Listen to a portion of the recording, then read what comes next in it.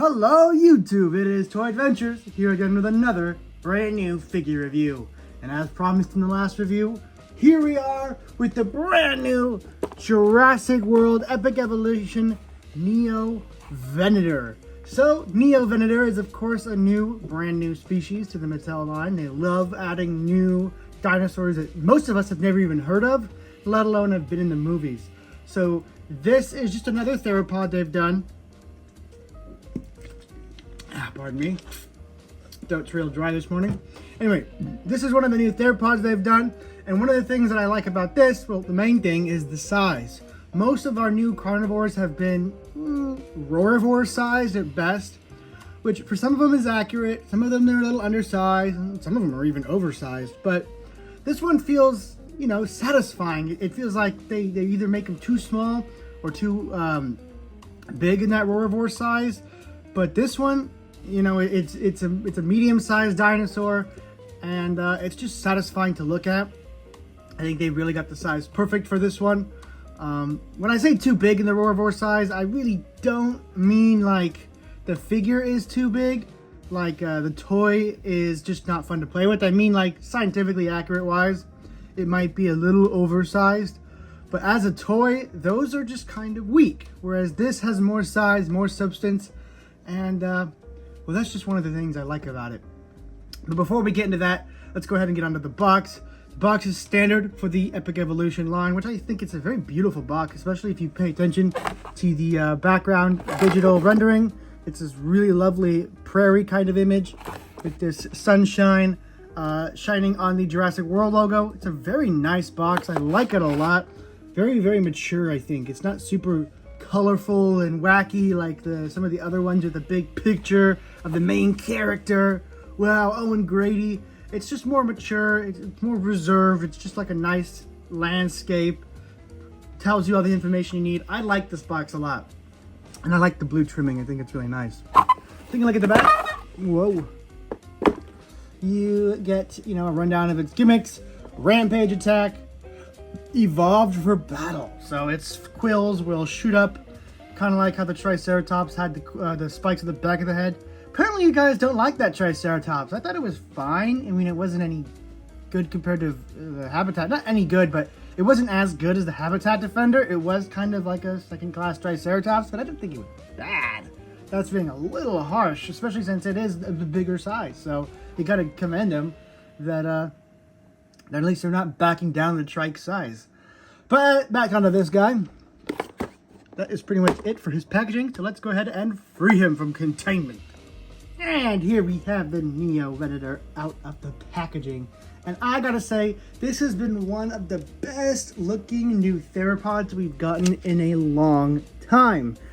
I usually complain about Mattel's paintwork, but combined with their sculpt here, I think they really made this paint stand out and really work, because for those of you that don't know, for the most part Mattel sticks to a 3-color color scheme for most of their dinosaur toys.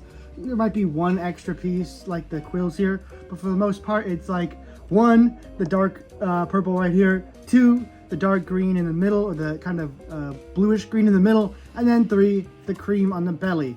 And that's really the only colors you get in this dinosaur. But they really, really made it work fantastically here. The way the green and the purple kind of mesh, it just makes it look very realistic the way it fades. And especially with that cream on the bottom, it all just comes together very nicely. Some of these color schemes can look super garish, super obvious, whereas this one, I just think it's just natural.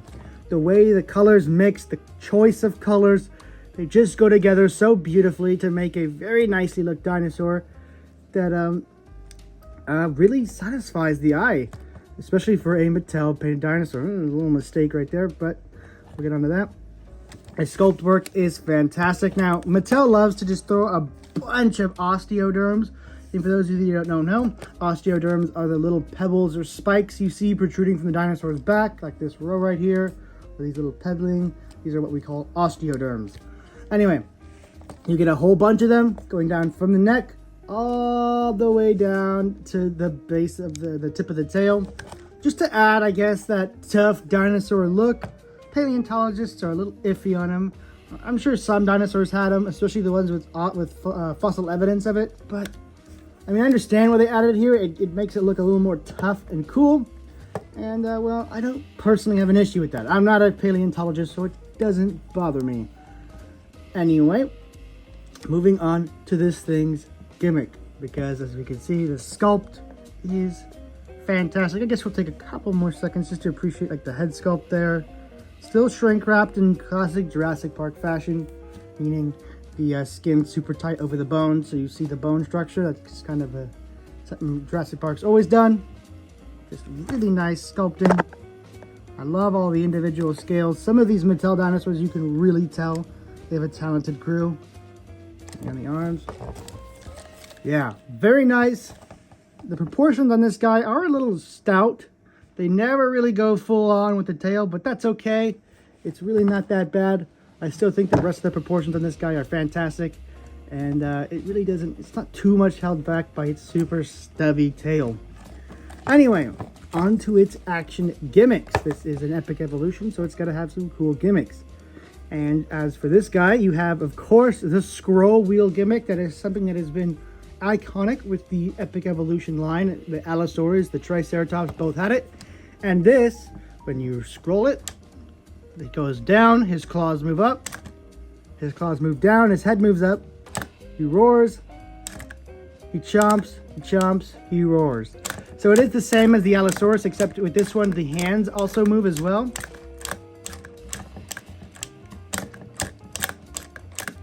And interestingly, let's see how it goes backwards.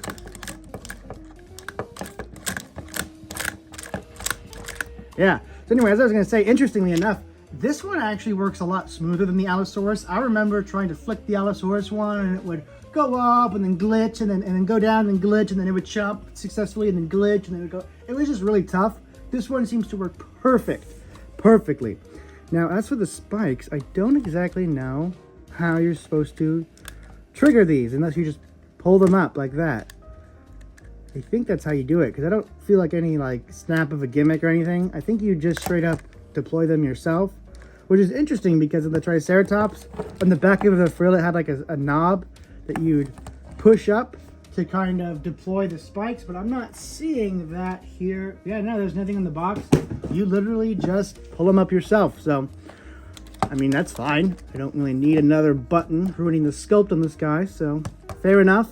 I'm probably going to keep the quills down because they actually look fairly realistic like that. Kind of like they're all just draped down by the weight of them. Whereas this looks kind of silly to me. I do not like those kind of spiky frills on dinosaurs. They just look silly to me. But yeah, those are its gimmicks. Very cool. Now we're going to go over this thing's size comparisons. No electronics to go over, no sounds. Kind of long ass feet right there. That's weird looking. I gave him some long steppers. Now, we went over the gimmick. Pretty simple gimmick, but a really cool puppeteering-esque gimmick. I really liked it on the Allosaurus, and you bet your bottom dollar I really like it here on the Neovenator. As for size, of course, well, here he is with a standard Mattel human. Come on, bro. There we go. So, a really nice size here, a very fair sized dinosaur toy. Can he eat? No, he can't. That's one thing I have kind of an issue with a lot of these Mattel toys for play features mainly, is their bite force really doesn't have a lot of power unless you have the ones where you press the button to make the jaws close. That's why I like the buttons that make the jaws close instead of to make the jaws open, because then you can get more bite force and actually have it lift figures up.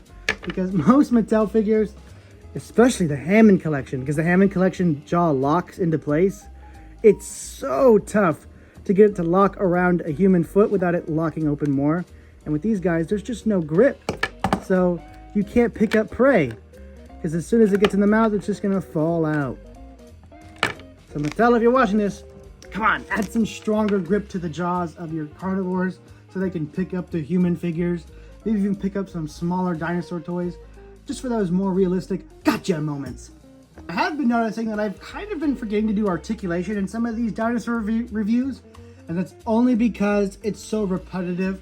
They all have the same articulation. It's really no point in going over it each time, but I'll humor you guys this time. There's really no articulation in the arms other than the gimmick, so there's no posing them. There you could just kind of move them. I really wouldn't call that articulation unless you can pose it. If it's just like a flimsy gimmick movement, then that's just movement. It's not really an articulating piece, it's just moving. The legs seem to be the only articulation on this guy, and they're ratcheted, which is nice for stability, but you don't get a lot of movement. That is the movement you get. So a wee bit tough there. No articulation here because again, you can't pose it, you can't keep the mouth open. But I do like the gimmick so much, I don't care that there's not articulation in the head. I could have done with articulation in the arms, but since I don't pose them at all on most of my dinosaurs, because they don't pose them in real life, they're just kind of like just sitting there like this most of the time, I don't really mind it. I don't mind the lack of articulation on this guy. If he was a Hammond collection, obviously I would, but he's not. He's a mainline dinosaur, and I like his gimmick, so he totally gets a pass for not having much of any articulation, aside from very stiff and limited ratcheted thighs. All right, and finally, for our final size comparison, we're gonna do it against the ever so popular Tyrannosaurus Rex. Of course, Rexy can never fit in frame here, so let's just back up. And yeah, a nice medium-sized carnivore. We're seemingly getting more of these now with the new Hammond Collection Carnotaurus, which I can't wait for. I've been trying to get that so bad. But yeah, I'm really liking it. Mattel's finally like, yeah, herbivores maybe aren't always enough. We want some bigger, better, badder dinosaurs, and I'm all here for it. We've kind of neglected the bigger guys for a while since the beginning of the line, and now they're coming back, and I am happy. Are you guys happy? Let me know down in the comments below. Thank you all so much for watching. Please like, share, and subscribe. It is more important than you guys can possibly imagine and helps out the channel so much. We really appreciate it. My final score on the Neovenator is a 8 out of 10. I really like it. I don't have issues with it. And while it lacks a little bit of features, it still is perfectly fine for what it is. And yeah, I'm really enjoying it. Yes, we'll get over. Mine has a little bit of a paint error right there. A little bit of, you know, blood tears. Let's zoom in right there, you can kind of see. But I'm not holding that against it. Obviously, that's just a little QC issue on mine. And it actually kind of looks hard. So anyway, guys, thank you so much for watching. This is Toy Adventures, and I'll catch you guys next time. Peace!